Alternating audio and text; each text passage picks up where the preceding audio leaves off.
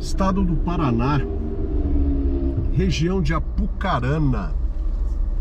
Cá estamos nós diante do mais um parlamento desbravado. Mais ou menos 11 mil habitantes. Essa região toda aqui era Mata Atlântica. Mas sobrou pouquinho, né? Sobrou pouco. A agricultura tomou conta.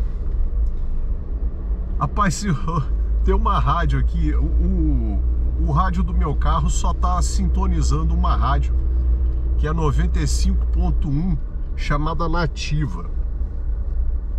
Eu tô aqui em Mauá da Serra, mais ou menos 1 hora escutando Roberto Carlos. Eu lembrei de uma história que eu quero compartilhar contigo. Os meus pais, na década de... acho que no década de 1970, eles foram com os meus tios, 2 casais, meus pais, a irmã da minha mãe e o respectivo marido. Fizeram uma viagem de Brasília a Buenos Aires, Argentina. Ih, rapaz, o trem aqui, o lixo aqui, a cachorrada detonou. Eles fizeram uma viagem de Brasília a Buenos Aires, da Argentina, e de volta num Chevrolet Caravan do meu tio. E aí, quando eles voltaram, eu perguntei pro meu pai: e aí, pai, como é que foi a viagem? Aí ele falou: meu filho, garrei um ódio do Roberto Carlos, que se eu encontrar com esse caboclo no meio da rua, um dos dois não sobrevive. Aí eu falei: que isso, pai? Por que esse rancor todo? Aí ele falou: o seu tio, nós saímos de Brasília escutando Roberto Carlos.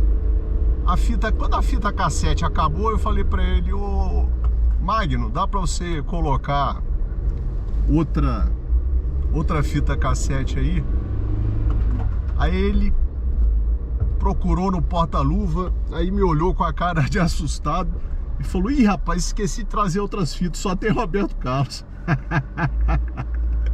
Imagina você ir da capital do país até a capital da Argentina escutando Roberto Carlos, e na volta ele nem para comprar uma outra fita cassete lá na Argentina, voltaram escutando Roberto Carlos.